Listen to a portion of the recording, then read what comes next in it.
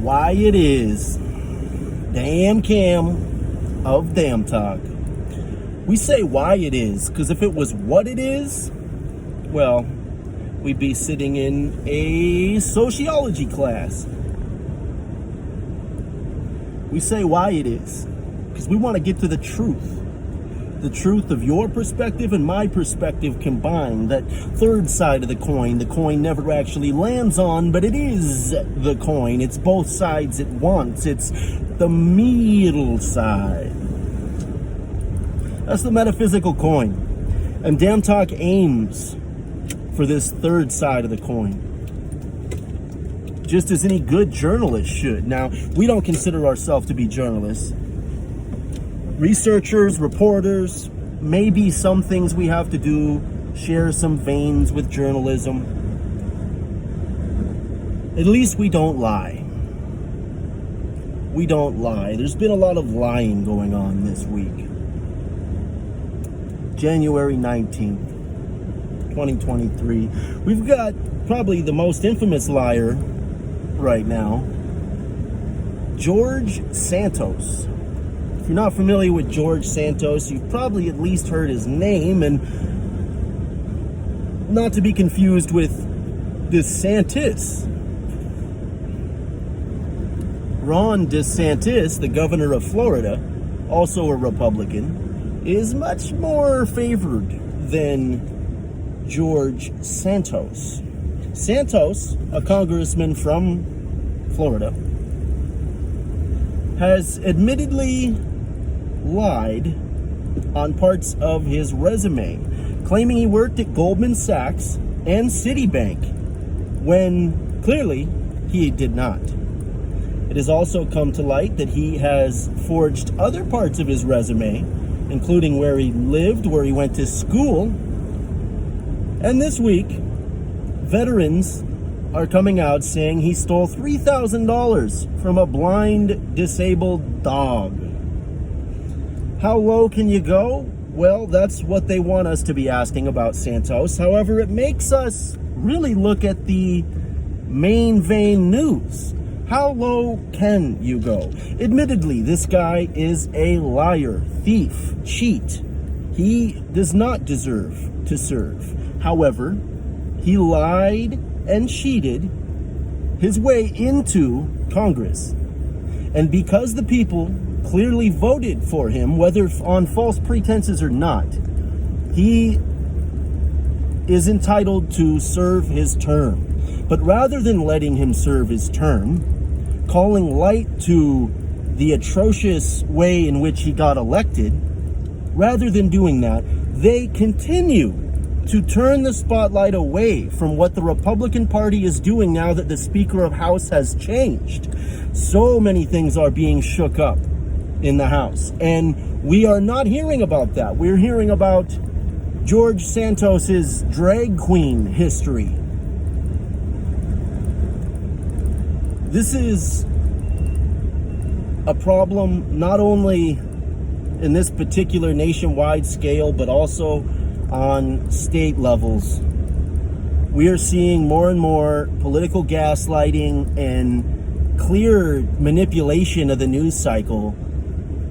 Yes, we believe Santos is despicable for what he has said and done by submitting a phony resume.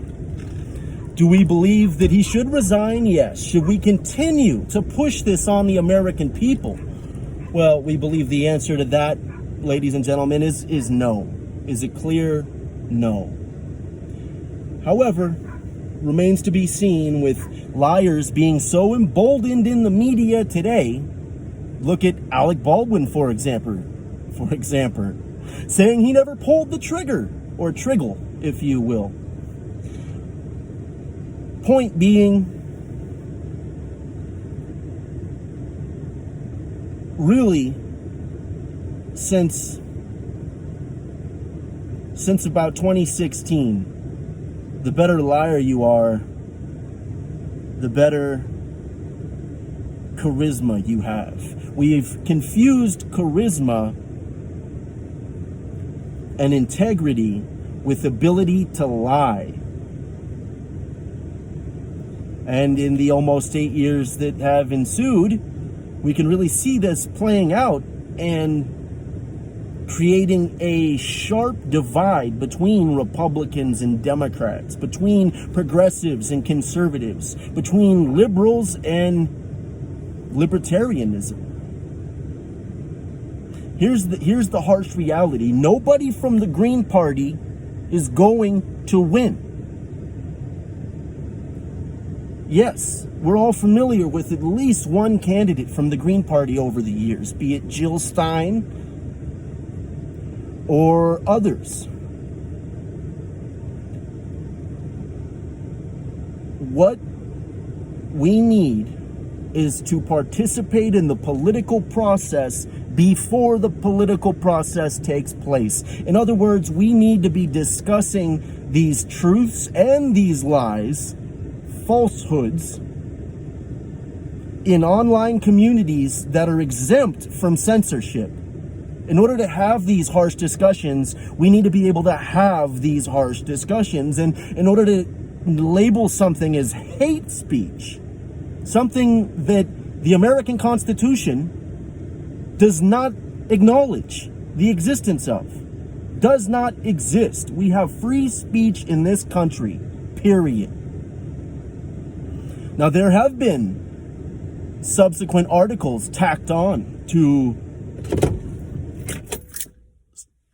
the amendment, to the Constitution, and those are articles prohibiting one from yelling fire in a crowded building or bomb on an airplane. These are articles in place for the overall safety, physical safety of the public, not articles protecting individual citizens' feelings, like some of this proposed legislation dealing with gender ideology, where it could now be a crime, a hate crime, to address someone by the improper pronoun.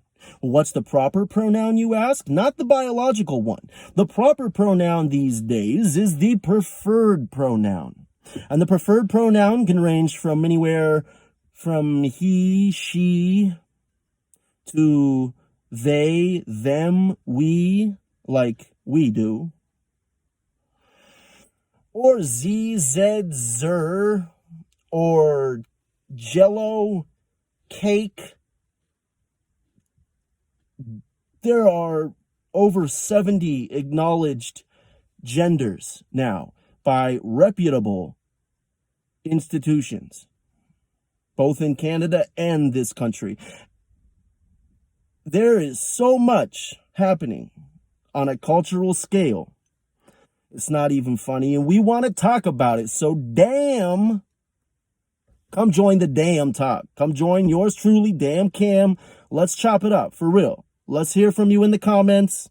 Let's get you over to locals.com, create your profile for free, join the community for free, and then become a member. And when you become a member, you really become a part of Damn Talk. We are building something from the ground up.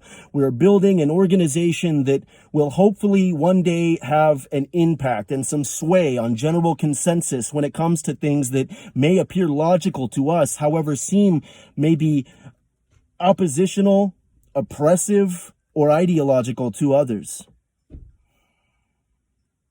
Why it is, let's find out.